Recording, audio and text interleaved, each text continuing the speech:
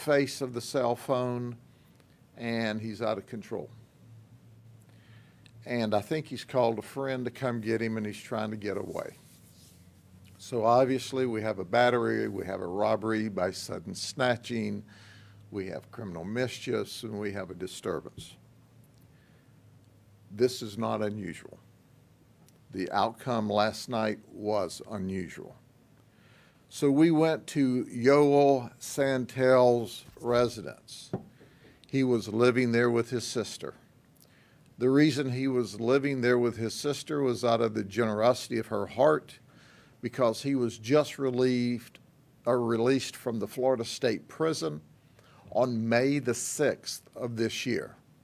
That's right. He had done approximately 5 years in state prison, 5.5 years, for violation of probation on charges. He's collected a total of 12 felony charges, 3 misdemeanor charges that were everything from burglary, theft, methamphetamine, illegal drugs, and obviously he had several violations of probation and ultimately went to jail. So Yoel was there creating a problem.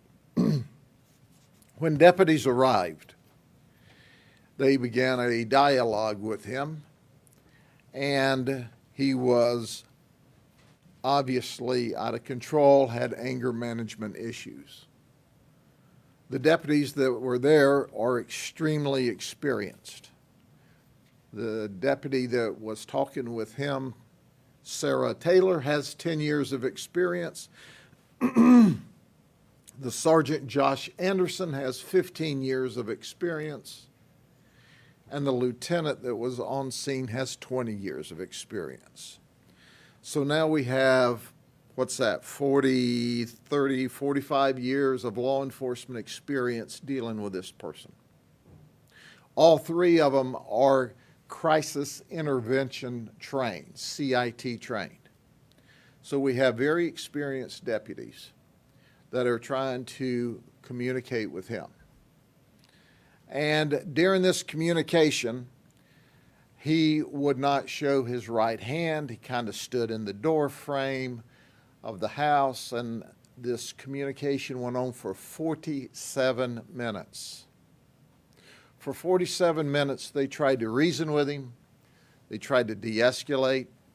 At one point in time, they had positioned themselves close enough that they tried to reach in and grab him. But he fell back away from them, and then he picked up a machete. He picked up the machete and he retreated to the bathroom. Now, when he's standing in the bathroom door, he's telling them, "Can you smell the gasoline? I've poured gasoline all over the house." And he's holding a red lighter in his hand. The deputies smell gasoline. And during this time, he's also got the machete in his hand, and he's running it up and down the face or the door of the bathroom. And he's talked about the gasoline. He's poured all over the house. He's got the machete. They're trying to talk to him. The deputy puts up her taser. She has her taser out because the last thing you want to do is arc the taser and set the house on fire. So as they progress with the communication and doing everything they can to de-escalate, they say, well, the taser's out. We'll put a can of Clear Out. And Clear Out